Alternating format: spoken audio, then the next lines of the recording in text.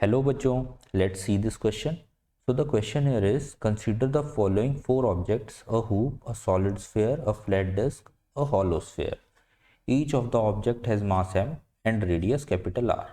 The axis of rotation passes through the center of each object and is perpendicular to the plane of the hoop and the plane of the flat disk. Which object requires the largest torque to give it the same angular acceleration? सो देखो basically आपसे क्या बोला हुआ है, आपको ये चार object दिए हुए हैं और इन चारों ऑब्जेक्ट के बारे में आपको बोला है कि इनका मास भी इक्वल है, रेडियस भी इक्वल है और अगर आपको इन्हें रोटेट करना है तो इन्हें अगर सेम एंगुलर एक्सेलरेशन के साथ आपको रोटेट करना है तो लार्जेस्ट टॉर्क आपको कौन से ऑब्जेक्ट को प्रोवाइड करनी पड़ेगी, ये आपका क्वेश्चन है बेसिकली. सो देखो की कॉन्सेप्ट इस क्वेश्चन में आपका क्या लगने वाला है. योर की concept is you should know the moment of inertia for all these shapes. ठीक है, जितने भी आपको ऑब्जेक्ट्स दिए हुए हैं इन सभी शेप्स के लिए आपको मोमेंट ऑफ इनर्शिया की वैल्यू मालूम होनी चाहिए. तो देखो सबसे पहले हम देखते हैं कि टॉर्क हमें फाइंड आउट करना है. तो टॉर्क होता क्या है? Torque is basically equals to moment of inertia into angular acceleration alpha, right. अब टॉर्क सबसे ज़्यादा किसका होगा? जिसके लिए मोमेंट ऑफ इनर्शिया सबसे ज़्यादा होगा, क्योंकि आपको क्वेश्चन में गिवन है कि जो आपका एंगुलर एक्सेलरेशन है ये सभी के लिए सेम होना चाहिए. ठीक है, सेम बोलो तो इसका मतलब ये तो कांस्टेंट हो गया, दिस इज़ अ कांस्टेंट, ये चेंज ही नहीं हो रहा है.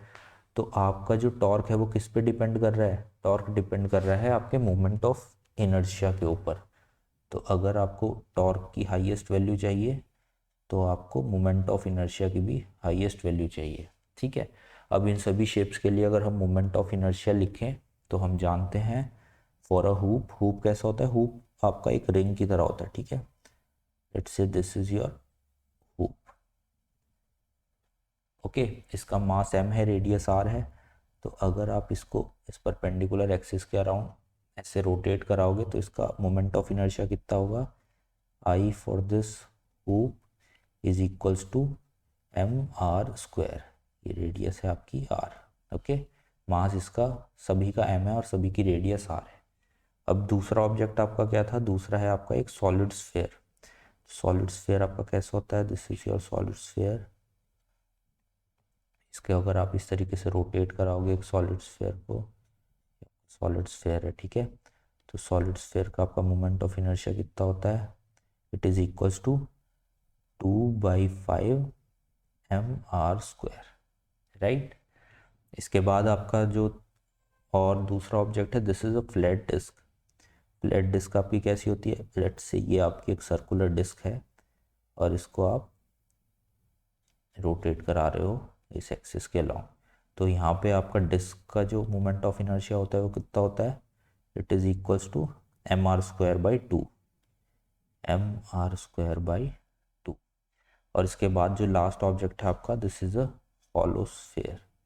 ठीक है, हॉलो स्फेयर को आप ऐसे कराओगे रोटेट तो हॉलो स्फेयर का आपका मोमेंट ऑफ इनर्शिया कितना आएगा? It is 2/3 mr². तो देखो आपने इन चारों ही ऑब्जेक्ट का moment of inertia note down up कर लिया है और आप इजीली कंपेयर कर सकते हो सबसे ज़्यादा मोमेंट ऑफ इनर्शिया किसका है. It is for this hoop. ये जो हुप है इसका मोमेंट ऑफ इनर्शिया है mr² और यही मैक्सिमम वैल्यू है मोमेंट ऑफ इनर्शिया की. तो यानी कि इसको सेम एंगुलर एक्सेलरेशन अगर आपको देनी है इन तीनों ऑब्जेक्ट के इक्वल तो आपको सबसे ज़्यादा टॉर्क प्रोवाइड करनी पड़ेगी, राइट. तो आपका जो करेक्ट ऑप्शन होने वाला है answer, that is the hoop, option number C. So I hope you understand this question. Good luck.